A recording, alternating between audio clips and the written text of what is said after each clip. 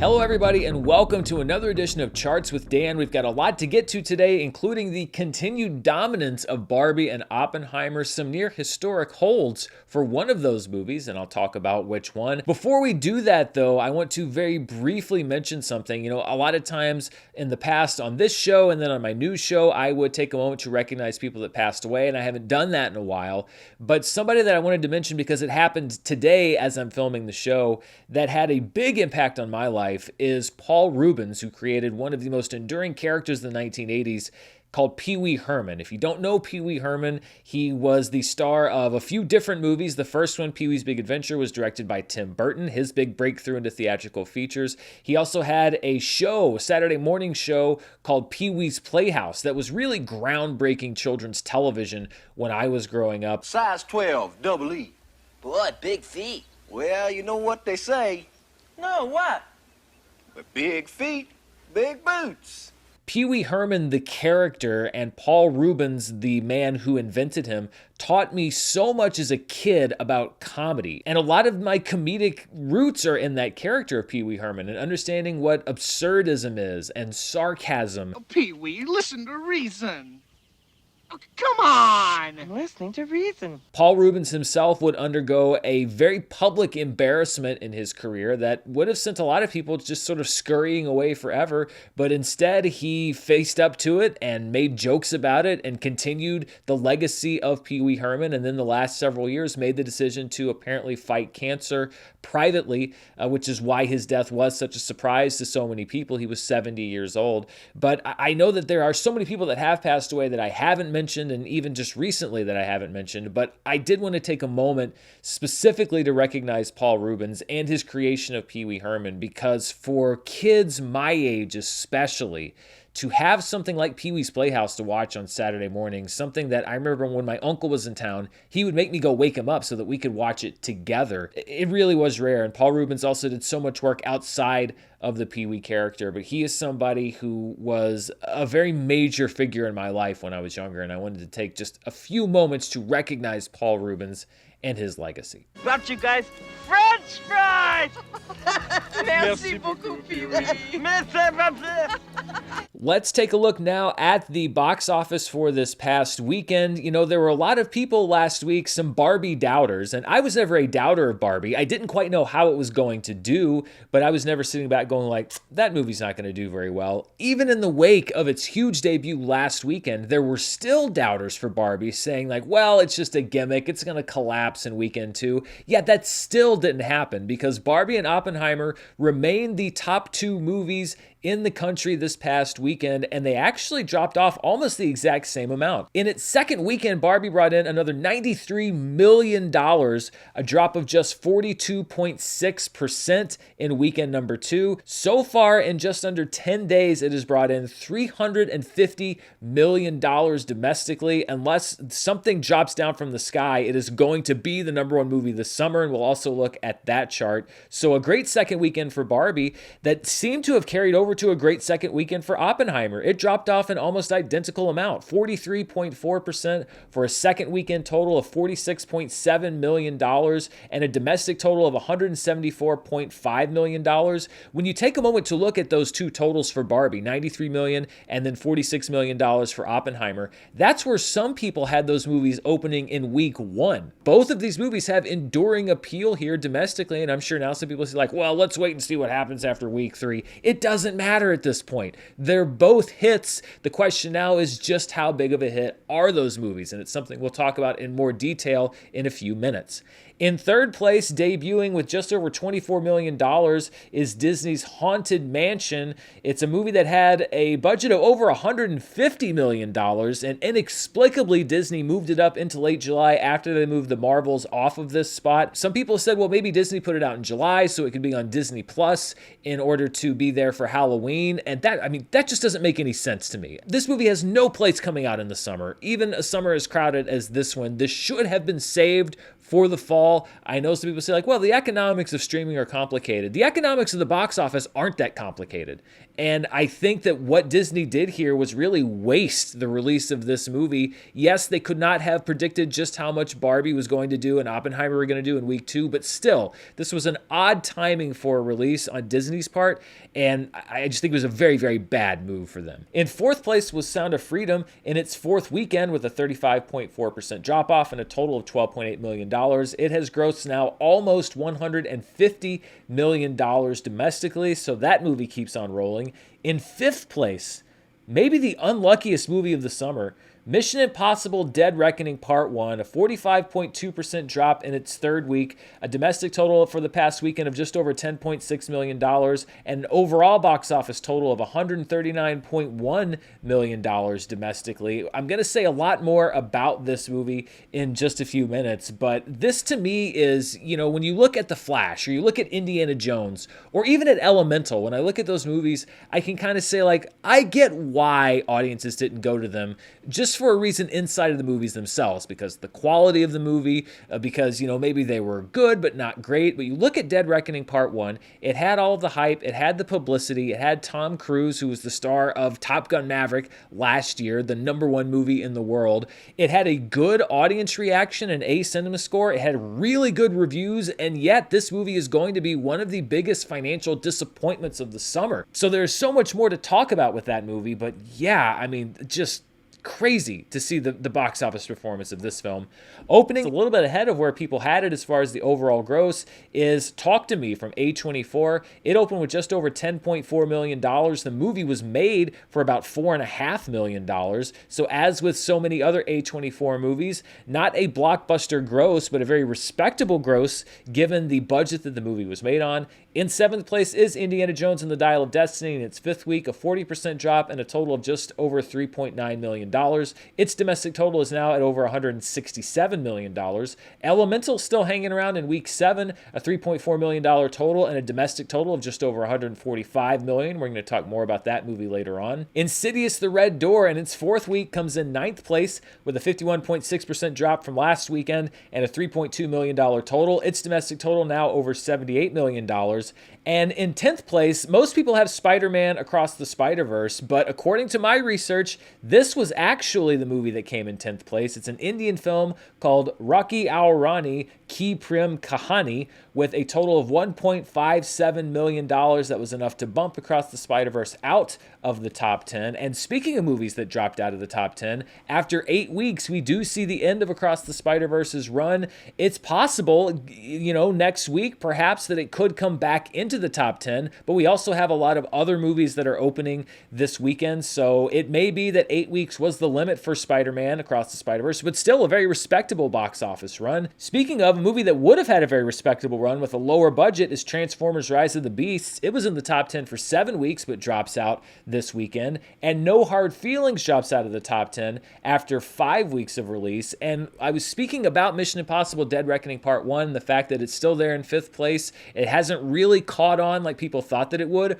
One big reason, when we look at the movies that lost the most theaters this past weekend, that list is topped by Mission Impossible Dead Reckoning Part 1. It lost 1,130 theaters going into last weekend, about a fourth of its total, keeping in mind that it lost all of its premium screens, basically, to Oppenheimer and Barbie. Oppenheimer locked it out completely of all IMAX screens. Barbie took over a lot of the other PLF, which are premium large format screens, your Dolby XD, etc. So it already lost the grosses from those screens, and then you lose over 1,100 more screens in your 3rd week of release. I mean, theaters are dumping this movie left and right, and it's because they just don't have the real estate. Barbie, Sound of Freedom, and Oppenheimer all added theaters this past weekend. Then you had Haunted Mansion and Talk to Me. Both of those movies went into thousands of theaters, and I think that you had a lot of owners who were just dumping Mission Impossible out of necessity. And so this idea that if it hung around in theaters long enough that people would loop back to go see it, well, it's losing the theaters in order for people to do that. And it looks like this movie has just been completely overlooked by the average moviegoer because it had that weird Wednesday release and then kind of an underwhelming opening. And then all people were talking about were Barbie and Oppenheimer, and Mission Impossible has pretty much been forgotten. And I know that hindsight is 2020, but when you look at Paramount this year, I mean, they've actually had two what I think are really good movies, Dungeons & Dragons Honor Among Thieves and Mission Impossible Dead Reckoning Part 1, that just have not performed at the box office. And I think part of it is release date. Mission Impossible should not have come out on this date. And I said it last week, and I'm going to double down and say it again this week. It should have been delayed to August or perhaps even November, because it got totally washed away here. And this is going to be very consequential for Paramount because they haven't had a lot of big hits this year, and they needed Dead Reckoning Part 1 to do well, keeping in mind that you have another, I'm sure, very expensive Mission Impossible movie that's in production right now. I think the irony here is that Tom Cruise is so devoted to the preservation of the theatrical experience.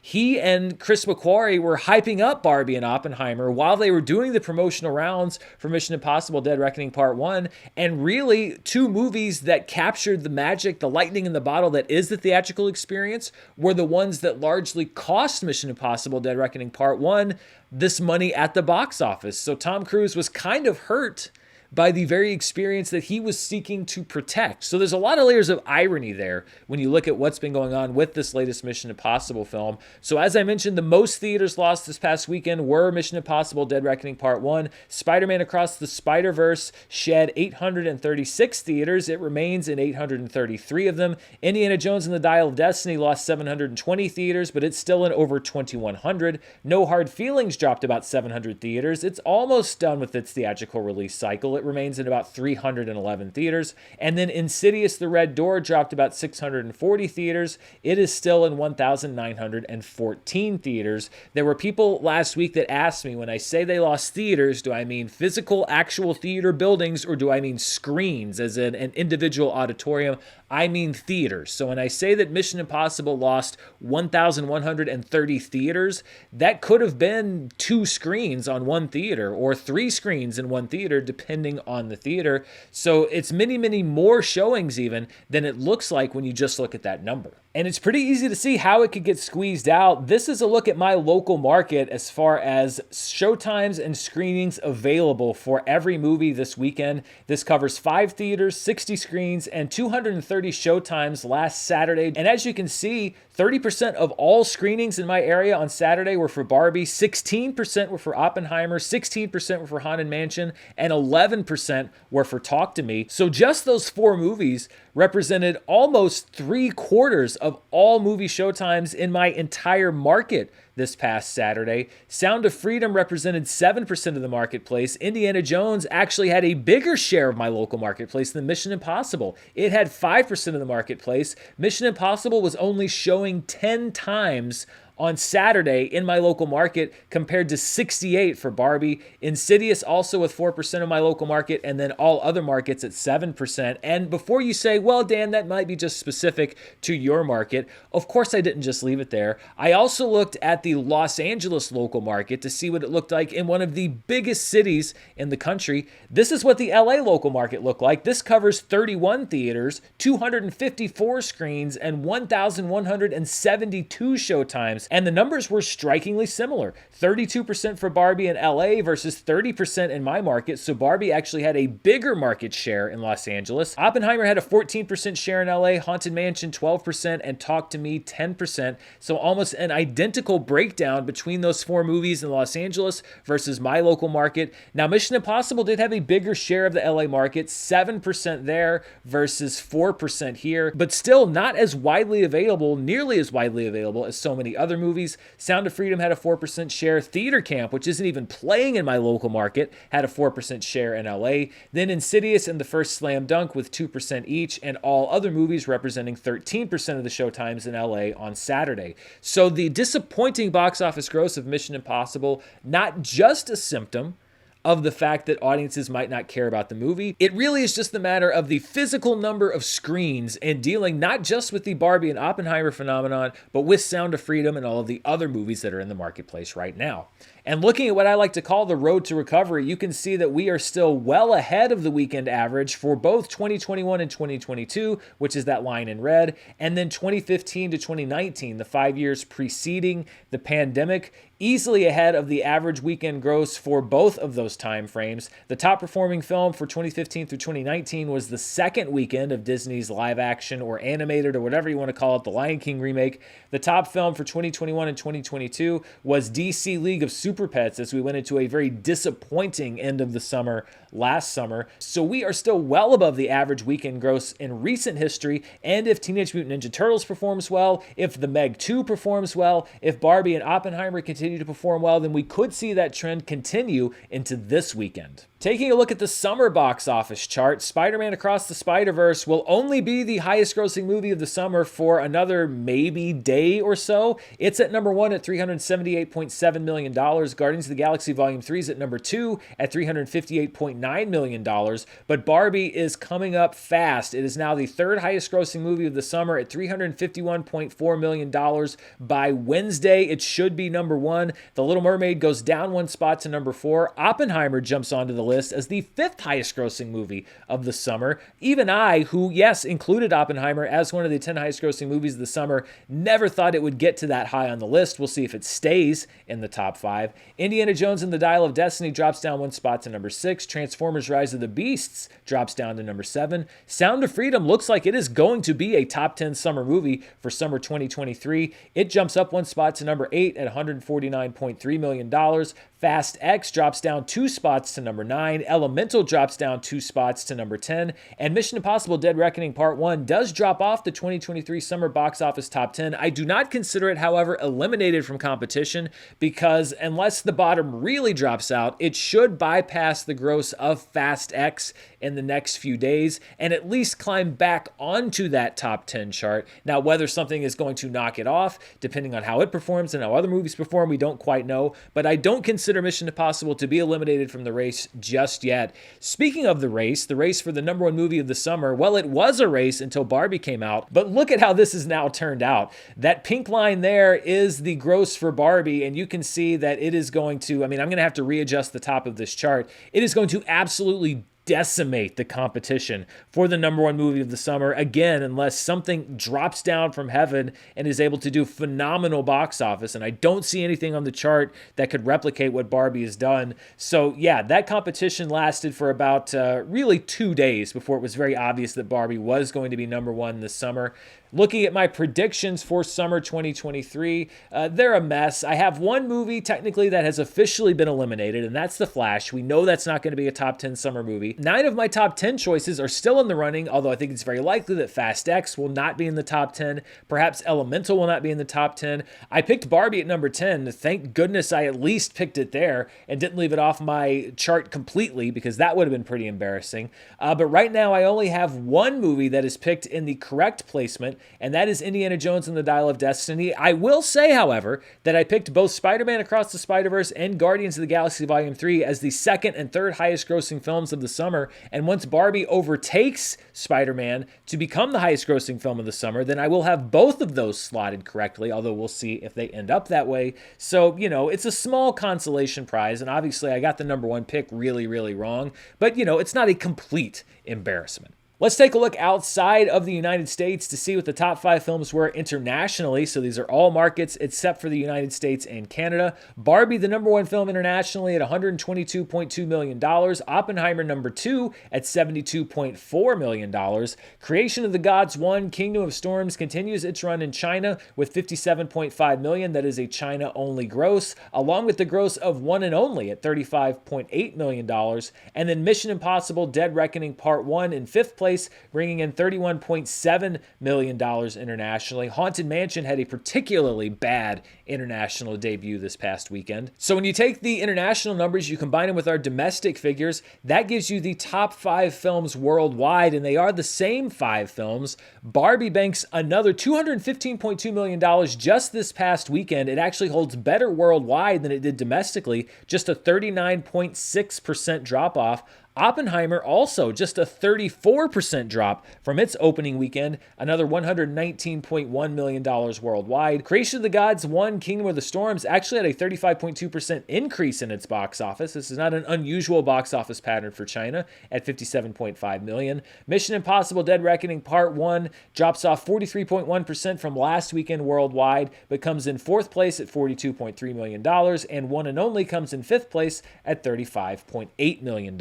So Barbie is a phenomenon not just here in the United States, but also around the world. However, it is running into trouble in one worldwide market. It's a market in which it has not opened, and that is Japan, because it came out in the last week or so that there is a brewing controversy regarding Barbie and Oppenheimer in Japan. As you can imagine, with Oppenheimer, there are some local sensitivities because of the bombings of Hiroshima and Nagasaki back in 1945, and it turns out that there's some social media activity that seems to have upset many people in Japan. Because Barbenheimer was such a big thing here domestically, the Barbie social media accounts here in the United States interacted with some of the memes that were generated. Here's an example of one. You see Barbie there on J. Robert Oppenheimer's shoulder, and they say, "It's going to be a summer to remember." Basically a way to sort of hype up and keep that conversation going, which worked well with the American audience, but it apparently upset many people in Japan who feel that Barbie was trivializing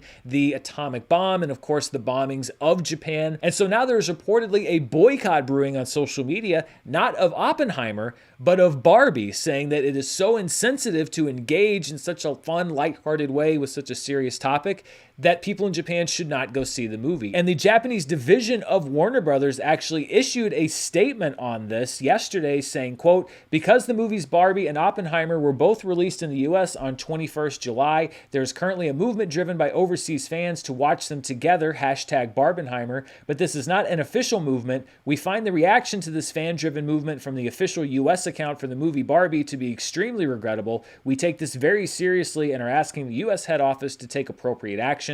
We apologize to those offended by these inconsiderate actions." And keep in mind, that is a division of Warner Brothers operating out of Japan. So this is an example of, I see both sides. Honestly, I do. Here in the US, with Barbenheimer being such a big thing, I understand why the social media account was interacting and trying to sort of hype it up, but I also understand why people in Japan would be upset by that. Just another example of the challenges of launching a movie around the world and figuring out what the cultural sensitivities are in one place versus another. Will there be a boycott? Let's say that it has a dramatic effect on attendance in Japan. Barbie would be looking at a hit of $25 to $100 million. That's about the range that Hollywood blockbusters have done traditionally in Japan. On the higher end, they do around $100 million.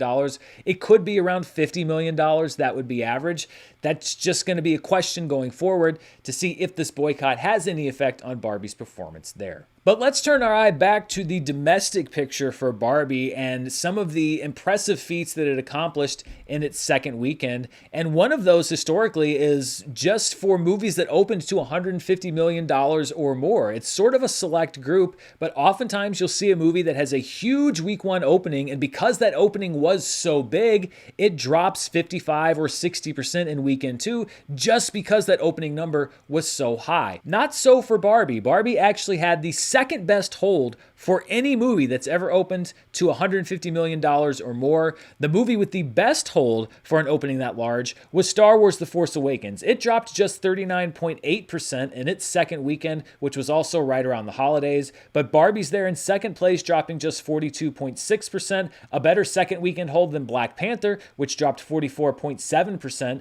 Beauty and the Beast is such an odd movie to be in this mix because it just doesn't seem to have had the cultural longevity as any of these other four, but it's there at number 4, 48.3% in its second weekend, and then Jurassic World dropped just 49% in its second weekend. So Barbie again showing that it has staying power beyond that of your average blockbuster, and also continuing to set records for women directing films. These are now domestically the highest grossing films directed or co-directed by women all time. At number 1 is Frozen 2 from co-director Jennifer Lee. I accidentally said Jennifer Buck last week, and I apologize, I got her name wrong. Frozen 2, currently the highest film directed or co-directed by a woman at $477.3 million. Captain Marvel, co-directed by Anna Boden, is at number 2 at $426.8 million. Patty Jenkins' Wonder Woman is at number 3 at $412.5 million, followed by the original Frozen, again co-directed by Jennifer Lee, at just over $400 million. Barbie is on a trajectory to bypass all of these and deliver the highest-grossing film directed by a woman of all time to Greta Gerwig. She's currently number 5 there at $351.4 million. Only another $125 million or so to go, and it's easy to see Barbie getting there in the next 10 to 14 days. So yet another box office record that this movie is going to hold. And when we look at the potential profitability of Barbie, reminder, this includes only theatrical ticket sales. This does not include merchandising and marketing, which can bring in hundreds of millions of dollars. This does not include digital rentals or physical media sales, which again could be tens or hundreds of millions of dollars. This is ticket sales alone. Right now, Barbie's brought in $5.6 million from the Chinese market. That's a 22.5% share of the movie's gross there. A 40% share of the international gross so far brings in $159.1 million. A 60% share of the domestic week 1 gross totals about $155 million.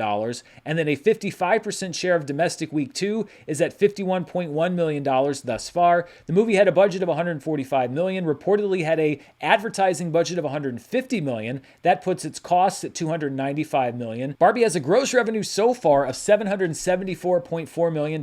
By my calculations, it's brought in about $370.9 million in net revenue. When you subtract the $295 million cost, that means that according to my projections, Barbie has already brought in ticket sales alone, a $75 million profit. And that is going to go up because keep in mind that from here on out, every net dollar that comes back is now profit as far as the theatrical window goes. Long story short, as we've been saying all summer, the goal for studios really is to break even in the theatrical window. Barbie is probably going to make $150 to $200 million for its studio just from ticket sales, and everything else gets added on top of that. That means that Barbie could easily be a $500 million grosser once all ancillaries are combined for Warner Brothers Discovery. This is a huge hit. It's a hit that they needed because they've had a lot of misfires this year and recently. So this is a breath of fresh air for Warner Brothers Discovery, and perhaps a reminder that the actors and the writers who made Barbie deserve perhaps a little bit of a slice of that pie as well. But let's not forget Oppenheimer as well, because it's also performing very strongly, especially against its budget and how well it's done worldwide. Let's look at my profitability estimates in the theatrical window for Oppenheimer. No Chinese release, so nothing coming back there. A 40% share of the international gross brings in $90.5 million. A 60% share of domestic week 1 brings in $76.7 million. And a 55% share of domestic week 2 brings in $25.6 million net. The movie reportedly had a budget of $100 million and an advertising budget of $100 million. So that puts the cost for Oppenheimer at $200 million. It has a gross worldwide income so far of $400.8 million. Of that, I estimate that $192.9 million of that has come back to the investors as net profit. Now you're weighing that against $200 million in costs, and then you see there that Nolan line, it says $38.5 million. I've adjusted that formula a little bit since last week. I mentioned last week that Christopher Nolan negotiated something called first dollar gross. Reportedly, he gets 20% of the first dollar gross of Oppenheimer, which means that he gets to take money in immediately. He does not have to wait for the movie to become profitable, which can be a very long series of calculations and accounting. I had a chance to sit down this week and research a little bit more about first dollar gross, and I found several sources that said that it is the first dollars that come back to the studio, not necessarily all of the money that comes in. So I'm calculating Nolan's share as the first dollar gross of the net profits, meaning everything that comes back after the theaters take their cut, whether it's 40% internationally or 60% domestically. So right now I have Nolan's first dollar gross cut calculated at $38.5 million. So even with that extra expenditure, I have Oppenheimer just $45.6 million short of breaking even in the theatrical window. And keep in mind that a lot of Nolan's fans are collectors. They're probably a little more likely to buy Oppenheimer on physical media, to want that hard copy of his film. So I think that you're looking at a lot of great ancillary markets for Oppenheimer, even though you don't have the kind of merchandising and product tie-ins that you're going to get with a Barbie. So Oppenheimer also is going to be a very profitable film for Universal. One movie that is not going to be very profitable is Mission Impossible Dead Reckoning Part 1. It is moving up the charts a little bit, but these are really just kind of empty wins. It has bypassed the domestic gross of Mission Impossible 3, so that's good news. It's now the 6th highest grossing Mission Impossible film of all time. However, it seems unlikely that it will get up to the gross of 1996's Mission Impossible. Maybe it will, so we'll keep tracking it here on the chart. It has also bypassed the gross of 2006's Mission Impossible 3 worldwide, and it looks like it will pass the gross of Mission Impossible back in 1996, but it may get stuck there as well. So this is going to be a very disappointing outing for Mission Impossible when you're the 6th or 7th highest grossing film in the franchise, unadjusted for inflation. That means that you haven't been able to get the movie exactly where you want it to be. One movie that we've been talking about as far as its extended life in the theatrical window is Elemental, which has long outlived the relevance of The Flash, which opened the same weekend. Currently, if you're looking at the franchise tracker for Pixar by worldwide gross, Elemental is now number 18. It has bypassed the worldwide gross of A Bug's Life in 1998, 1995's Toy Story, and 2017's Cars 3. So that is good news for Elemental. And a lot of people have said, like, why don't you admit that you were wrong about Elemental? Because it's stuck around so long and it's doing well. And you said that it was going to lose a whole bunch of money. And, you know, I've given it its props as far as sticking around the theatrical window and finding its audience. And it's still hitting some different markets. I think it opens in Japan this week, so there's still a fair amount of money left on the table for it to make, but it's also financially still in the hole. Let's take a look at my estimated profitability for Elemental. So I estimate that $3.5 million has come in from the Chinese market as far as the cut coming back to Disney. It's made $233.1 million internationally, which I estimate brings $93.2 million into the studio, $28.2 million from its first week domestically, $16.7 million from its second week domestically, although it's brought in another $33.7 million from domestic week 3 on, which means, yes, it has done very well to stick around. But versus its budget of $200 million, an advertising budget of $100 million, that still puts the costs for the film at $300 million. When I calculate all of my net profit for the film so far, it only comes to $175.5 million, which means that Elemental still, by my calculations, is about $125 million short of turning a profit in the theatrical window. Now, will it probably break even once you add in things like merchandising? Yes, it will probably break even, but it's, again, not going to be a big money maker for Disney. What it has done, and what I will tip my hat and give it credit for, is to help rehab the Pixar image to a certain extent. And I think that it's probably going to be a very popular film on Disney Plus, which I'm sure Disney will be happy about. But just because it's stuck around as long as it has doesn't mean that the movie has been making a profit theatrically. It has, however, not been the complete disaster for Pixar, the brand, that I thought it was going to be on opening weekend. And I'm actually glad, because I like Pixar and I like their movies, and I want people to continue to see them theatrically and at home. We have so much more to get to, but before we do, I want to thank the sponsors for this week's episode. This episode is brought to you by Stamps.com. You know, it's almost back to school time, and if you're heading back or getting ready to go back, one thing you don't have time to do is spending forever in line at the post office to mail something. Well, the good news is you don't have to with Stamps.com. If you mail or ship things often, Stamps.com can do the hard part for you. All you have to do is print postage and labels right from your home or office, and it's ready to go. No waiting in line, no complicated setup. You just need a computer and a printer. Stamps.com will even send you a scale to use. Just in the last month, postage rates went up for the second time this year, so it's more important now than ever to find a great price, and Stamps.com has huge discounts up to 84% off of USPS and UPS rates, and their system will help find that discount for you automatically. For 25 years, Stamps.com has been indispensable to over 1 million businesses because you can get access to the services you need right from your computer anytime, day or night. Just go to the website, print out your postage, schedule a pickup, and that's it. Avoid the hassle of shipping the old-fashioned way. Sign up with promo code Murrell for a special offer that includes a 4-week trial plus free postage and a free digital scale. No long-term commitments or contracts. Just go to Stamps.com, click the microphone at the top of the page, and enter code Murrell. This episode is brought to you by AG1, a daily foundational nutrition supplement that supports whole body health. We're getting into August, which means that the summer is starting to wind down, but it's never too early to keep your body and immune system in top shape for those winter months and the cold and flu season. I drink AG1 every day, and it makes me feel like I'm covering my nutritional bases. I travel, the channel keeps me busy, I'm planning a wedding, and it's important for me to keep things on track when it comes to my immune system, my gut health, and so much more. Keeping to a routine has been tough for me in the past, but drinking AG1 is as simple as, well, pouring a glass of water. It's just one scoop of powder mixed with water once a day, and that's it. Each scoop is packed with 75 vitamins, minerals, and whole food sourced ingredients. And I also have some single serving travel packs so that I never have to miss a day, even if I'm on the go. With AG1, it's really just that simple. If you want to take ownership of your health, try AG1 and get a free 1-year supply of vitamin D and 5 free AG1 travel packs with your first purchase. Go to drinkag1.com/Dan. That's drinkag1.com/Dan. Check it out. Let's take a look at some other charts from this past weekend. First of all, these are the per theater averages for July 28th through 30th. Barbie had the best per theater average in the country at $21,446 per theater in each of its 4,300 theaters. That is an increase from last week. The documentary Kokomo City, which I mentioned on last week's show, played in just one theater but brought in $16,650 for the weekend.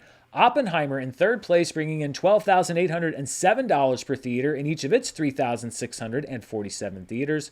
Bobi Wine, The People's President, brought in $9,140 per theater in 2 theaters. This is a documentary about Bobi Wine, a Ugandan entertainer who sought the presidency of that country in 2021 amid charges of corruption in the current administration. And in 5th place was The Haunted Mansion. It brought in $6,439 in 3,740 theaters. Looking at films in limited release, so these were the films that were in 1,000 theaters or fewer. At number 1 was Rocky Aur Rani Ki Prem Kahani from India at $1.5 million in 360 theaters. In second place was a film that did really well in Japan last year, The First Slam Dunk. It played in 581 theaters for a total of just over $645,000. This movie was, by the way, slated to play in my market this past weekend, but then it disappeared. So I think they took the theater that they were going to give to The First Slam Dunk and they gave it to either Barbie or Oppenheimer, and that could have an effect on movies like The First Slam Dunk or even Theater Camp. Theater Camp has expanded to 295 theaters, but I think that expansion has probably been a little bit slower than it would have been because they're giving out theaters to so many other first-run movies. 295 theaters in week 3 for a total of $632,000. In 4th place, playing in 300 theaters, was a documentary called The Essential Church, which takes on alleged U.S. government persecution of churches.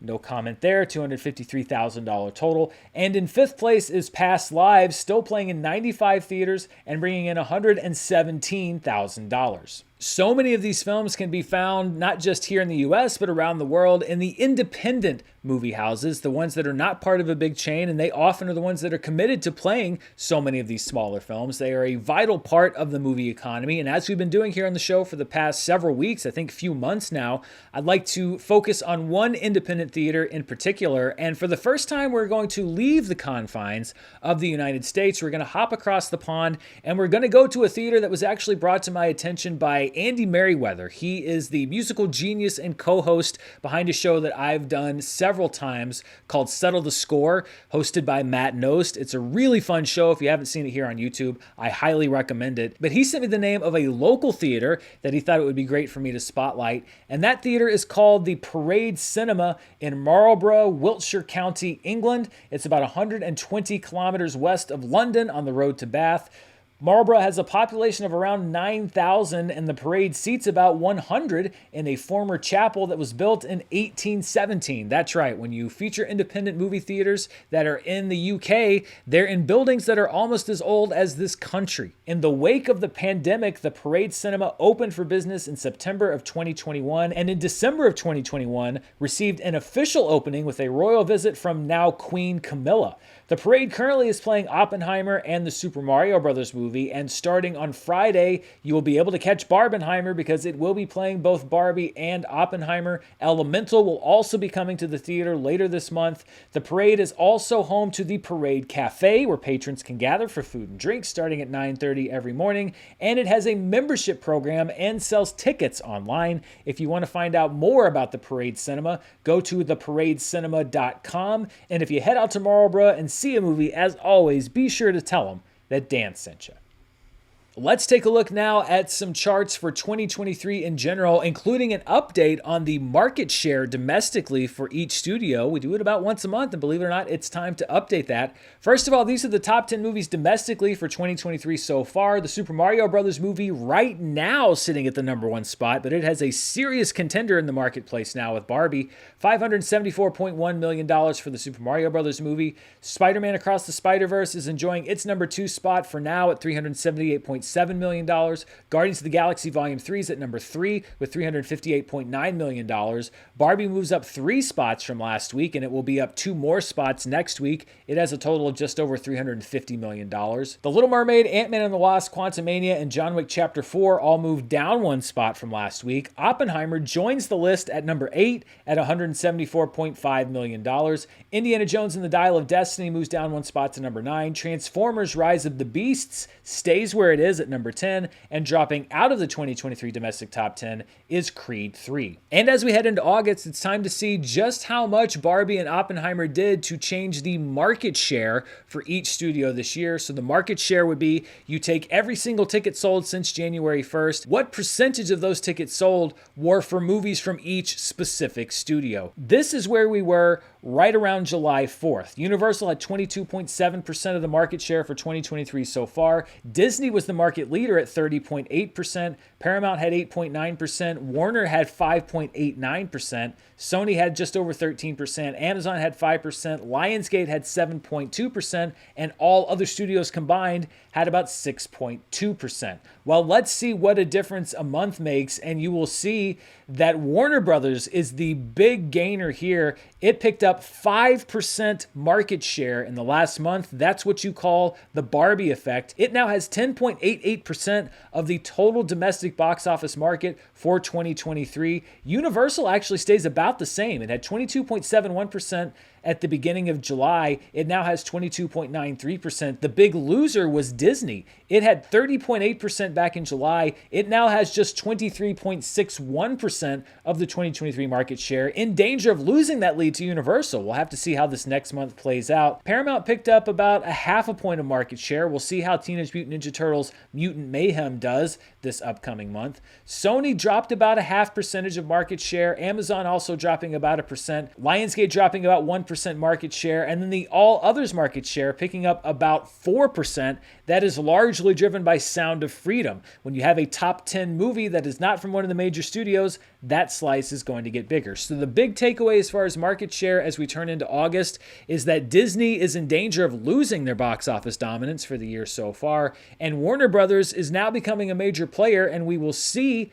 how Barbie does this upcoming weekend and through the rest of its box office run. Looking at this month upcoming, Paramount has Ninja Turtles coming up this weekend, and Warner Brothers has Meg 2: The Trench coming out on Friday. Universal has The Last Voyage of the Demeter coming out next week. I don't know if that's going to move the box office needle very much. Universal also has Strays coming out in a couple weeks. Warner Brothers has Blue Beetle, so they have 2 big releases on their schedule for this month. And then Sony has Gran Turismo coming out in late August that was recently pushed back from its release date in order to give the Barbenheimer juggernaut more time to breathe. Let's look now at the worldwide box office for 2023. The Super Mario Bros. Is at number 1 with $1.35 billion. Guardians of the Galaxy Volume 3 right now is at number 2 with $845.2 million. Barbie enters the chart at number 3 at $774.1 million. It has banked that in just 10 days. Fast X moves down 1 spot to number 4. Spider-Man Across the Spider-Verse moves down 1 spot to number 5. And then numbers 6 through 10 all move down 1 spot.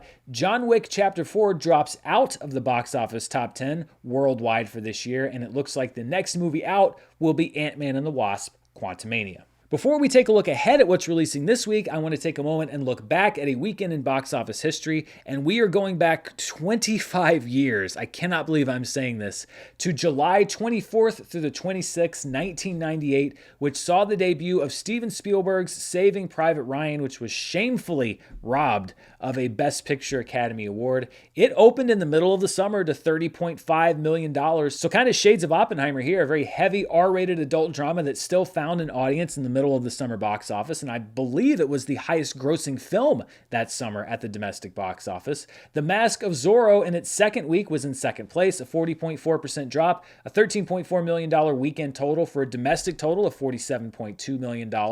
Lethal Weapon 4 was in its third week. It dropped 39.5% for a $13.1 million total and a domestic total of just under $100 million.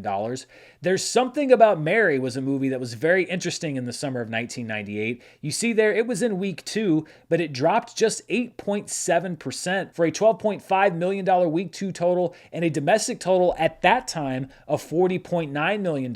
It would go on to gross over $170 million domestically. It would wind up number 1 after several weeks. It would stay number 1 for a while. It was one of those word of mouth hits that just hung around and hung around and hung around long after a studio now would take a movie out of the theaters and put it onto streaming. Rounding out the top 5 that weekend was Armageddon in its fourth week of release, a 32.7% drop and an $11.1 million total for a domestic total of $149.6 million overall. Of course, I don't just leave those numbers where they are. I like to see what they look like in today's dollars. So when we hit that inflation button on this weekend in 1998, Saving Private Ryan opens to an inflation-adjusted total of $57.2 million. The Mask of Zorro is at $25.1 million in week 2 with an $88.4 million domestic total. Lethal Weapon 4 at $24.6 million and a domestic total of $177 million.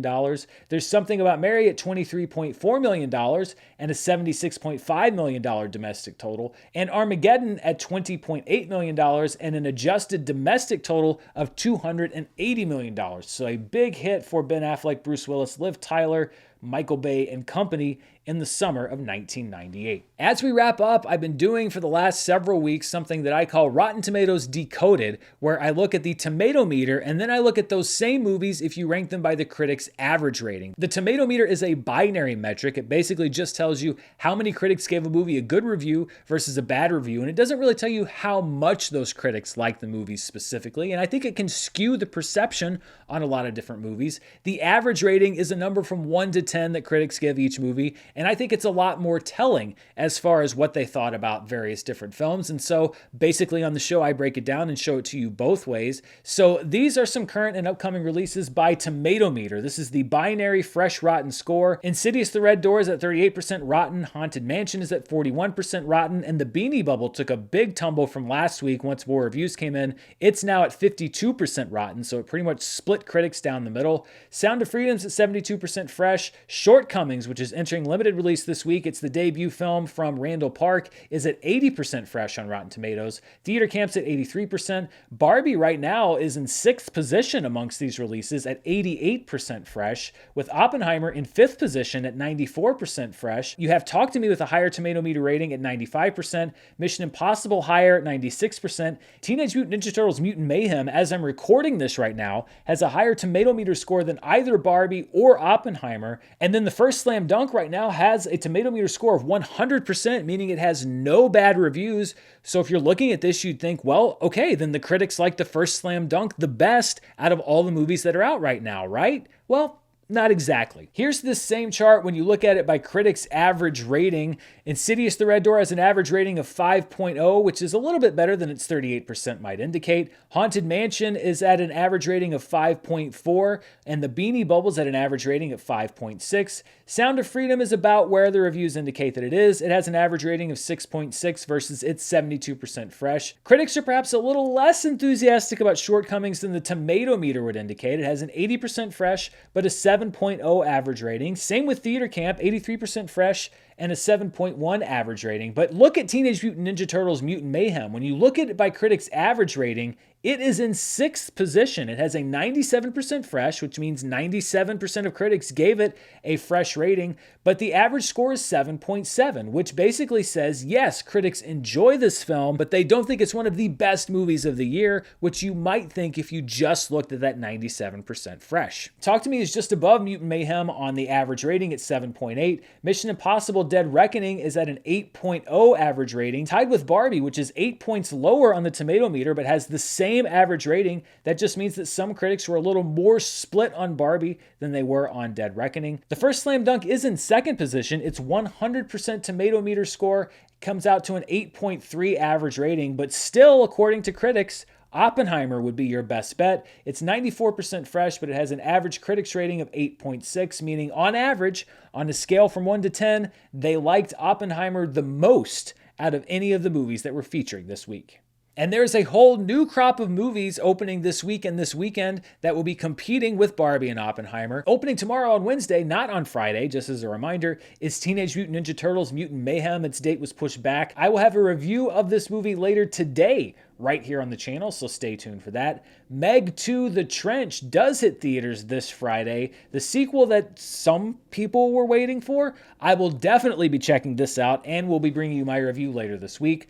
Shortcomings, which as I mentioned is the directorial debut of Randall Park, a great actor and just a really swell guy. It hits theaters this upcoming weekend. It's adapted from the graphic novel. Passages opens in limited release this weekend. It is a tense love triangle story starring Ben Whishaw and Franz Rogowski from director Ira Sachs. A Compassionate Spy is a documentary, very timely, hitting theaters in limited release from Hoop Dreams director Steve James. It is about Ted Hall, a physicist on the Manhattan Project, speaking of Oppenheimer, who was secretly spying for the USSR.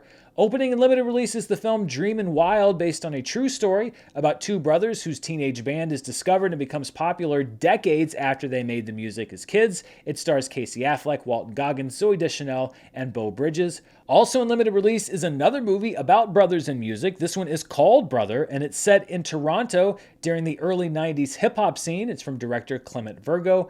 And finally opening in limited release, amongst many other films, is Klondike. It is about a Ukrainian village in 2014 when the disputed region in which the village sits becomes a war zone. So you can find all those movies and more in theaters this weekend. Of course, I will be tracking all of the box office results to see if Haunted Mansion stands up, to see how Teenage Mutant Ninja Turtles Mutant Mayhem stands up, as well as how Barbie and Oppenheimer continue to do. Thank you so much for watching me here on the channel. Please stay tuned later this week. It's going to be a busy week. I'm going to have reviews for Teenage Mutant Ninja Turtles Mutant Mayhem and Meg 2: The Trench. I have a strike update video that's coming in the next day or two, updating exactly what's at stake, what each side wants, what they're saying about each other, and then a few crazy stories that have come up just in the last couple weeks as the actors have joined the writers on strike. And then you never know what else is going to pop up here. Please be sure to check out the description below to find out more about the Parade Cinema, to find out more about our wonderful sponsors, and then also to find out how to book me on Cameo. I've been doing a lot of cameos for folks, so if you have somebody that you want me to do a quick hello to, you can find all that info down there. But most importantly, thank you for sharing part of your day here with me. I'll be back very soon with more movie news, reviews, box office, and more. Until then, stay safe, and I'll see you then. Bye.